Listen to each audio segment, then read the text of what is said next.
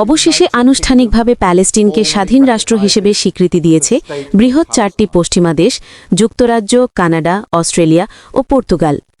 দীর্ঘদিনের দাবি ও গাজায় চলমান সংঘাতের প্রেক্ষাপটে এই সিদ্ধান্তকে আন্তর্জাতিক মহলে বড় ধরনের কূটনৈতিক পরিবর্তন হিসেবে দেখা হচ্ছে।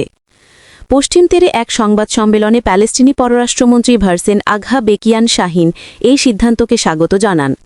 তিনি একে ইতিহাসের অন্যায় সংশোধনের পথে গুরুত্বপূর্ণ পদক্ষেপ বলে আখ্যা দেন। ইসরায়েল এই সিদ্ধান্তের কঠোর সমালোচনা করেছে।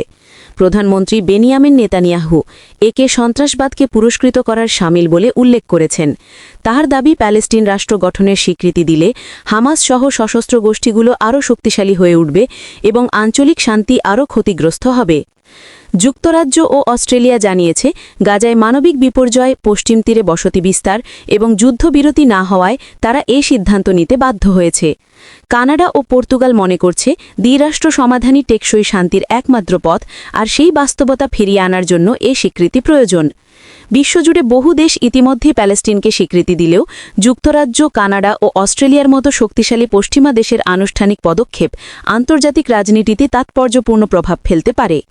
তবে এই স্বীকৃতি প্যালেস্টিনকে অবিলম্বে পূর্ণ নিয়ন্ত্রণ বা রাষ্ট্রীয় কাঠামো দেবে না। সীমান্ত, প্রশাসন ও নিরাপত্তা সংক্রান্ত বিষয়গুলো ভবিষ্যতের আলোচনার উপর নির্ভর করবে। আমাদের দেশের অধিকাংশ টিভি চ্যানেলগুলোই দেখা যায় যে সঠিক তথ্যটি আড়াল করে মানুষের কাছে ভুল তথ্যটি উপস্থাপন করে।